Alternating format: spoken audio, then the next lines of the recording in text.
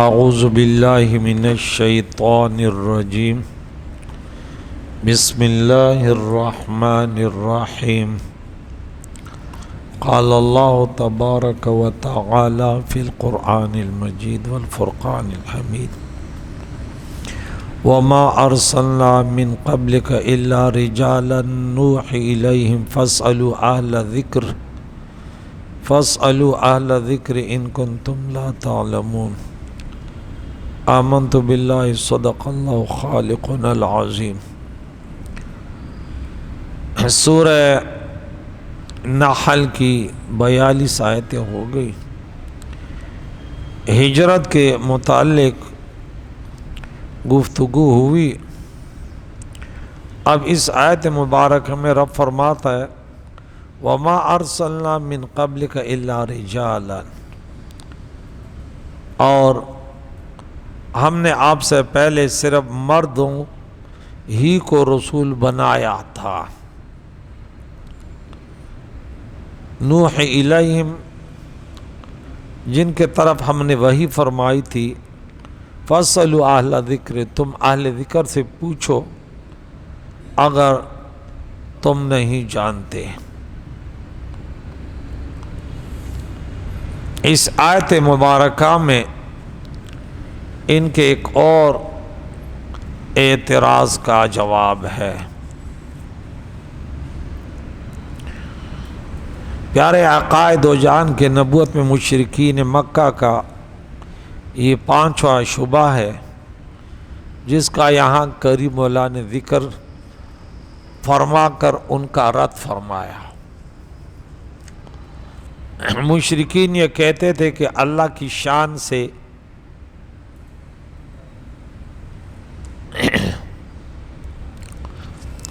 اللہ تعالیٰ اس سے بالا تر ہے کہ وہ کسی بشر و انسان کو نبی بھیجے، یہ اللہ کی شان نہیں ہے، اور اپنا پیغام دے کر اس کو بھیجے مخلوق کے طرف۔ اللہ تعالیٰ نے اگر کسی کو اپنا رسول بنا کر بھیجنا ہوتا تو وہ فرشتے کو رسول بنا کر بھیجتا، جو انسان کے بنسبت بہت معزز اور مکرم مخلوق ہے۔ اللہ کریم نے مشرکین کے اس اعتراض کا قرآن میں کئی مقامات، کئی جگہ ذکر فرما کر ان کا رد فرمایا۔ سورہ انعام میں کریم مولا نے فرمایا وَقَالُوا لَوْلَا أُنزِلَ عَلَيْهِ مَلَكٌ، اور انہوں نے کہا اس رسول پر فرشتہ کیوں نہیں اترتا؟ ملک فرشتہ، ملک بادشاہ، ملک بادشاہت، اور ملک یہ میری ملک ہے، ویسے انگلش میں کہتے دودھ۔ وَلَوْ أَنزَلْنَا مَلَكًا لَقُضِيَ الْأَمْرُ، اور ہم اگر فرشتہ نازل کرتے تو ان کا کام پورا ہو چکا ہوتا، اور ثم لا ينظرون، پھر انہیں مہلت نہ دی جاتی۔ وَلَوْ جَعَلْنَاهُ مَلَكًا لَجَعَلْنَاهُ رَجُلًا، اگر ان کے لیے ہم فرشتے کو بھی نبی بنا کر بھیجتے تو ان کو بھی انسانی لباس میں بھیجتے۔ وَلَلَبَسْنَا عَلَيْهِمْ مَا يَلْبِسُونَ،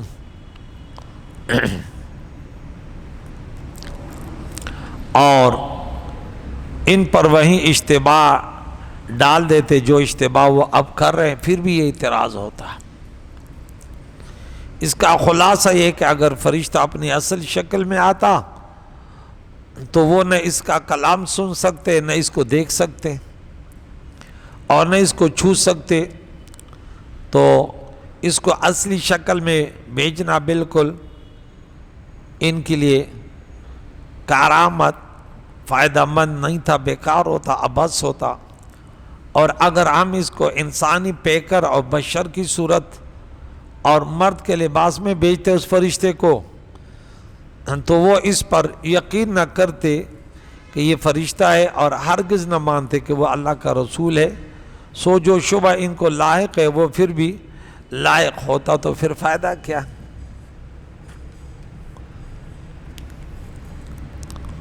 کریم مولا نے سورہ یونس میں فرمایا اکان للناس عجبا ان اوحینا الی رجل منہم ان انذر الناس، کیا لوگوں کو اس پر تعجب ہے کہ ہم نے انہی میں سے ایک مرد پر وحی کی ہے کہ آپ لوگوں کو اللہ کے عذاب سے ڈرائیں۔ یہ سورہ یونس میں دوسری نمبر آیات ہے، اور سورہ مومنون سورت نمبر 23 آیت نمبر 33 اور 34 میں رب نے فرمایا وَقَالَ الْمَلَأُ مِنْ قَوْمِهِ، اور نبی کے قوم کے سرداروں نے، وڈیروں نے کہا، ان لوگوں نے جنہوں نے کفر کیا، وَكَذَّبُوا بِلِقَاءِ الْآخِرَةِ، اور آخرت کی ملاقات کی انہوں نے تکذیب کی کہ آخرت نہیں ہے، دوبارہ زندگی نہیں ہے۔ وَأَطْرَفْنَاهُمْ فِي الْحَيَاةِ الدُّنْيَا، اور ہم نے ان کو دنیاوی زندگی میں خوشحالی عطا فرمائی تھی، نعمت دولت اور مال اولاد عطا کی۔ ان دنیاداروں نے کہا ما ھذا الا بشر مثلکم، یہ تو تمہارے جیسے بشر ہی ہے، یاکل مما تاکلون منہ ویشرب مما تشربون، جس سے تم کھاتے ہو اس سے یہ کھاتا ہے، جس سے تم پیتے ہو اس سے یہ پیتا ہے، تو یہ کیسے نبی ہو سکتا ہے؟ وَلَئِنْ أَطَعْتُمْ بَشَرًا مِثْلَكُمْ إِنَّكُمْ إِذًا لَخَاسِرُونَ، اپنے جیسے بشر کی پیروی کرو گے تو نقصان اٹھاؤ گے۔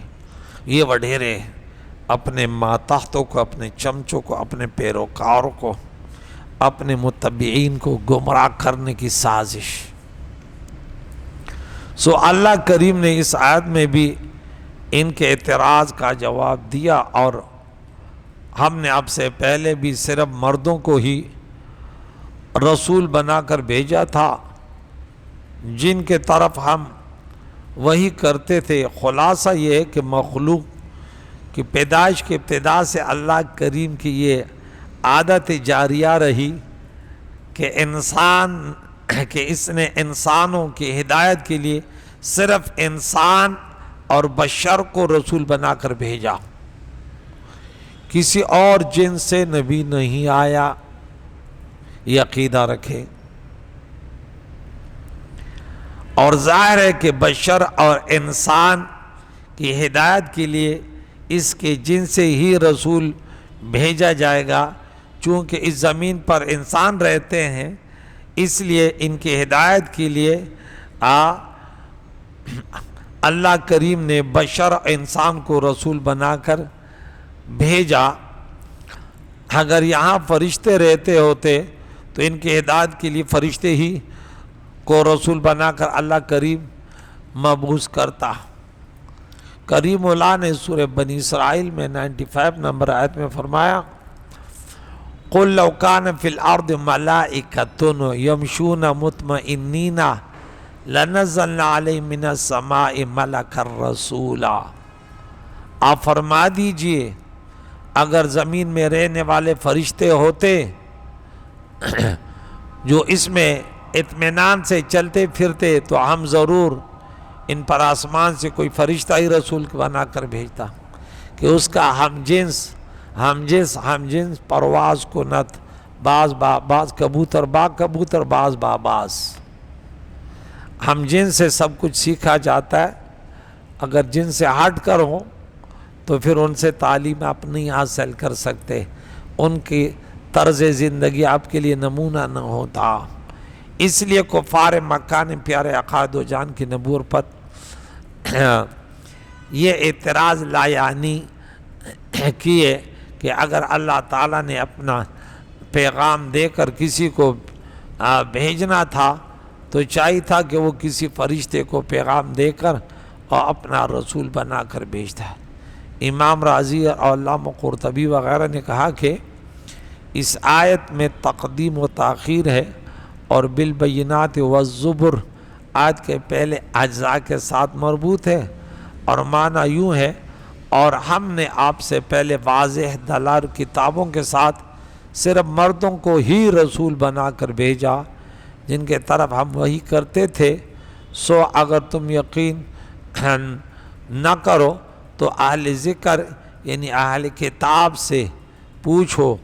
نیز اس آیت سے معلوم ہوا کہ نبی صرف مرد کو بنایا جاتا ہے، عورت کبھی نبی نہیں ہوتا، کیونکہ قرآن کہہ رہا ہے۔ اور بعض لوگ کہتے کہ نہیں، مریم رضی اللہ تعالیٰ عنہ موسیٰ علیہ السلام کی والدہ، کہ اللہ فرماتے وَأَوْحَيْنَا إِلَىٰ أُمِّ موسیٰ، تو وحی سے الہام ہے اور نبوت مراد نہیں ہے۔ یہاں پہ رب کریم نے یہ فرمایا کہ تم اہل ذکر سے پوچھو۔ یہ اہل ذکر کون ہے؟ اگر تمہیں پتہ نہیں ہے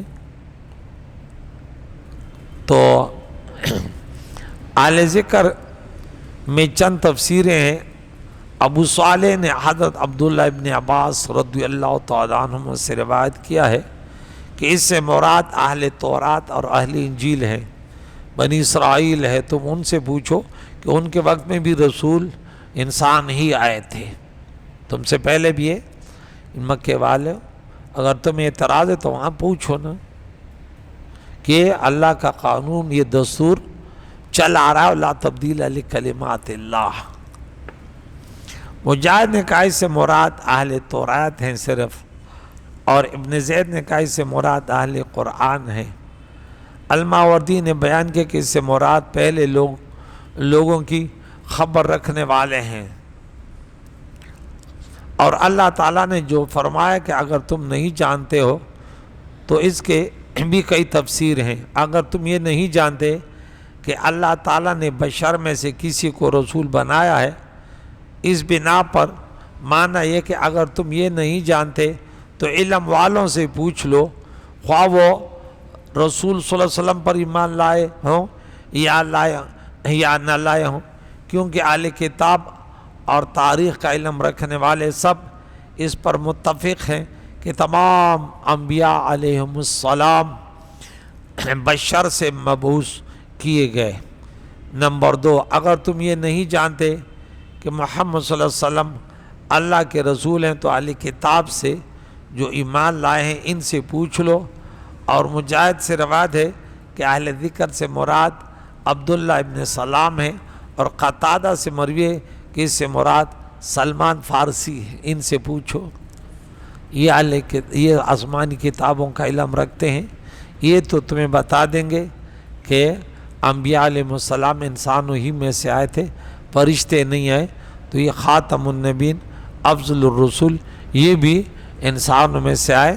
اللہ کے پیارے نبی خلیل اللہ نے دعا کی ربنا وابعث رسولا من انفسہم، وہاں بھی رسولا من انفسہم، جو سورہ توبہ میں بھی ہم لقد جاءکم، اس میں بھی ان انفسکم کا ذکر ہے۔ تو اہل ذکر سے پوچھو۔ یہاں کریم مولا نے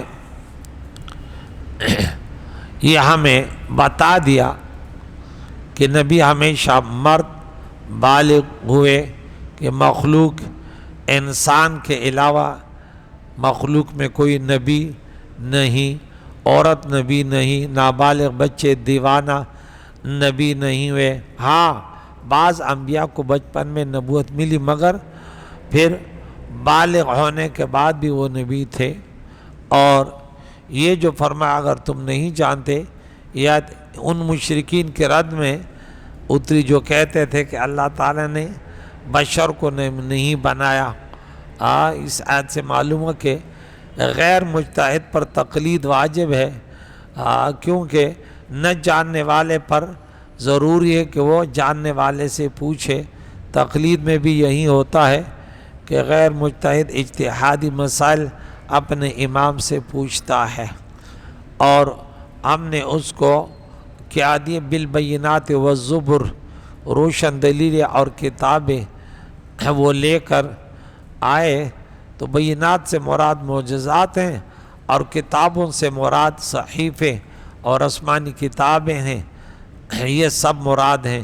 تو اس سے معلوم ہوا کہ اللہ تعالیٰ نے ہر نبی کو معجزے عطا فرمائے، کوئی نبی بغیر معجزے نہ تشریف لائے، اور اسی طرح کوئی پیغمبر کتاب اللہ یا صحیف آسمانی سے خالی نہیں تھے، خواہ نئی کتاب ہو یا پرانی۔ بہرحال یہ آیت بہت سے مسائلوں کا ماخذ ہے۔ وَأَنزَلْنَا إِلَيْكَ الذِّكْرَ لِتُبَيِّنَ لِلنَّاسِ، ہم نے تیرے طرف اس کتاب کو اتارا، ذکر مانے قرآن، کہ تم لوگوں کو بیان کرو، وضاحت کرو جو آپ کے طرف نازل ہوئی، تاکہ وہ سوچ اور تدبر کرے۔ تو اس سے چند مسئلے معلوم ہوئے۔ ایک یہ کہ قرآن کریم کا نام ذکر بھی ہے، سورہ حجر میں آیت نمبر 9 میں پڑھ چکے تھے، اِنَّا نَحْنُ نَزَّلْنَا الذِّكْرَ وَإِنَّا لَهُ لَحَافِظُونَ۔